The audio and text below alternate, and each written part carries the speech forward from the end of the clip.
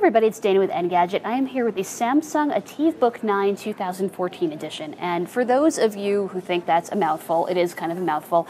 This is basically just Samsung's new 15-inch flagship Ultrabook. Samsung already had such a product on the market, but it was announced 2 years ago. So now this is Samsung bringing the product into the modern age. So as always, as you can see, what really makes it special is that there are very few notebooks on the market that have this big of a screen and are still quite this thin. And indeed it is thin. This measures just 0.63 inches thin, weighs 3.96 pounds, which is pretty lightweight for a 15-inch laptop. It's a little bit thicker and heavier than it was the last time around just because now it has a touchscreen. Can you imagine? It has pretty great viewing angles. I can sort of dip the screen forward and back. I can watch from the side if I want to. The viewing angles are great. I think the only thing people might quibble with is that the resolution is a relatively low 1080p, which is nothing really to sneeze at, but it's low compared to other 15.6-inch screens. Taking you through the hardware here, not too much has changed. It's still made of aluminum throughout, both on the top here and on the bottom. Very clean design, which is to say the bottom side here isn't really user serviceable. That's not really a surprise for Ultrabooks. As before, I told you it's thin. It does also sort of have this very dramatic wedge shape where it gets very razor thin here and then sort of plumps out a bit where you can see the ports.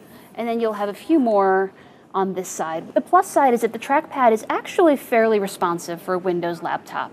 It still could use some fine tuning, and I hope Samsung does that.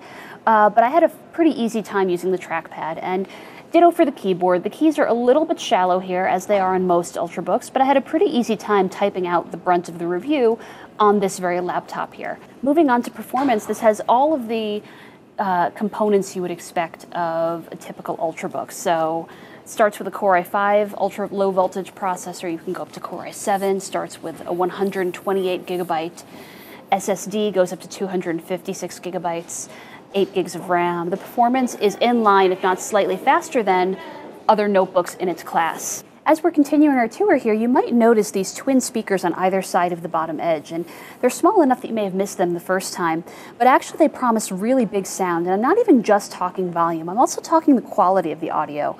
Samsung is promising studio quality sound here that should be better than on most Ultrabooks we've tested around here. Big improvement too is on the battery life front. Even the original had pretty good battery life. This one is rated for 8.8 hours of battery life, and actually I've been getting around 9.5 in my video looping tests. So big improvement in battery life. The only thing to keep in mind is that the battery life really isn't that much better than a smaller machine that has room for maybe a smaller battery inside. Also, the performance is just about as fast. This starts at $1,500, which would be really expensive for a 13-inch Ultrabook. As it is, the 13-inch version of this Ultrabook, the Ativ Book 9 Plus, starts at $1,400. So it starts at slightly less, and then you can find lots of other Ultrabooks that cost less than this. So really think about whether you want that extra screen real estate before laying down the cash for this. We are learning a lot because we're starting from scratch. We know how race cars operate and we know how to set them up, but these cars are brand new to us. So we have to learn about